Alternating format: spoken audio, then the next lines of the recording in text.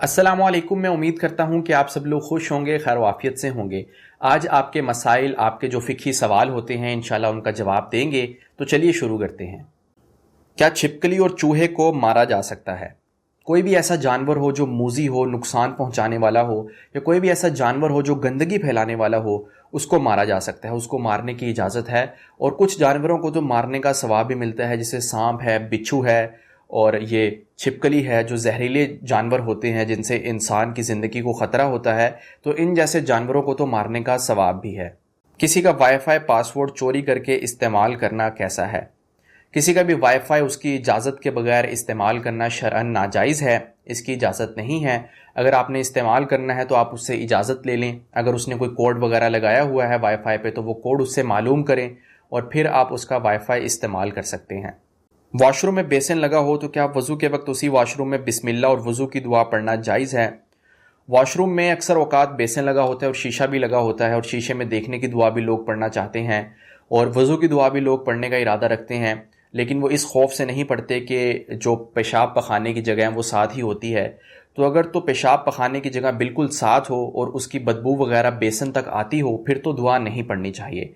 लेकिन अगर वॉशरूम के अंदर इतना फासला हो बेसन के दरमियान और पेशाब पखाने की जगह के दरमियान कि पेशाब पखाने की जगह से जो बदबू है वो बेसन तक नहीं आती, तो आप दुआएं वगैरह पढ़ सकते हैं। क्या सिफारिश करवा के जॉब हासिल की जा सकती है? ऐसी सिफारिश जो कि जायज़ हो, जिसमें किसी का हक ना मारा जा रहा हो, जो कि बतौर एक रेफरेंस के हो और किसी दूसरे इंसान का उसमें नुकसान भी ना हो, तो फिर ऐसी सिफारिश की तो गुंजाइश है। लेकिन अगर ऐसी सिफारिश हो जिसमें जो हकदार है उसका हक मारा जाए और जो इंसान उसके काबिल नहीं है उस जॉब के, उसको जॉब दे दी जाए, और जो उसका हकदार है उसको नहीं मिल रही, तो ऐसी सिफारिश बहुत बड़ा गुनाह है। क्या मास्क लगाकर नमाज हो जाती है? आम हालात में मास्क लगाकर नमाज पढ़ना मकरूह है, लेकिन आजकल जिस तरह का वबाई माहौल है और वायरस वगैरह फैला हुआ है, तो इस सूरत में मास्क लगाकर नमाज पढ़ने की इजाज़त है, मकरूह नहीं है। वित्र नमाज में दुआए कनूत पढ़ना भूल जाए और रुकू में याद आए तो वित्र नमाज अदा हो जाएगी? वित्र नमाज में तीसरी रकत में हम दुआए कनूत पढ़ते हैं। अगर कोई इंसान तीसरी रकत में दुआए कनूत ना पढ़े बल्कि सूरत फातिहा और उसके साथ एक सूरत पढ़ के रुकू में चला जाए और फिर उसको रुकू में जाके ये याद आए कि मैं तो दुआए कनूत पढ़ना भूल गया, तो वो नमाज के आखिर में सजदा साहब कर ले।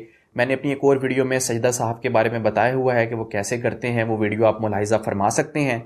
तो अगर सजदा साहब कर लिया जाएगा तो आपके वित्र अदा हो जाएंगे, लेकिन अगर आप सजदा साहब भी नहीं करते तो आपको 3 वित्र दोबारा पढ़ने होंगे। अगर कोई ग्राहक दुकान पर कोई चीज़ भूल जाए और ये पता नहीं कि कौन है और उसको वापस करने की कोई सूरत ना हो, तो उस चीज़ का क्या हुक्म है?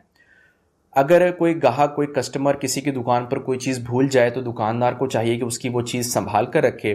अक्सर औकात ऐसे होता है कि वो बंदे को जब चीज़ याद आती है कि मैं भूल गया हूँ और फिर वो दुकान पे वापस आता है लेने, तो उस वक्त दुकानदार उसकी वो चीज़ वापस कर दे।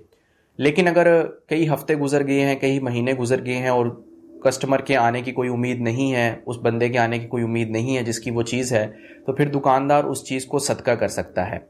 लेकिन सदका करने के बाद अगर वो ग्राहक वापस लौट आए और वो अपनी चीज़ का मुतालबा करे तो दुकानदार उसको बताए कि मैंने आपकी वो चीज़ सदका कर दी थी। तो अगर जो ग्राहक था, कस्टमर था जिसकी वो चीज़ थी, अगर वो इस पर राज़ी हो जाए सदके पर तो ठीक है, वगरना दुकानदार को चाहिए कि फिर वो उसकी कीमत जो है वो कस्टमर को, ग्राहक को अदा कर दे उस चीज़ की, और वो सदका फिर अपनी तरफ से देने वाला बन जाएगा। तो ये थे आज के सवालात और उनके जवाबात। मैं उम्मीद करता हूँ कि आपके इल्म में इजाफा हुआ होगा। अल्लाह ताला हमें दीन की समझ नसीब फरमाए। अब मैं आपकी इजाज़त चाहता हूँ। अस्सलामु अलैकुम।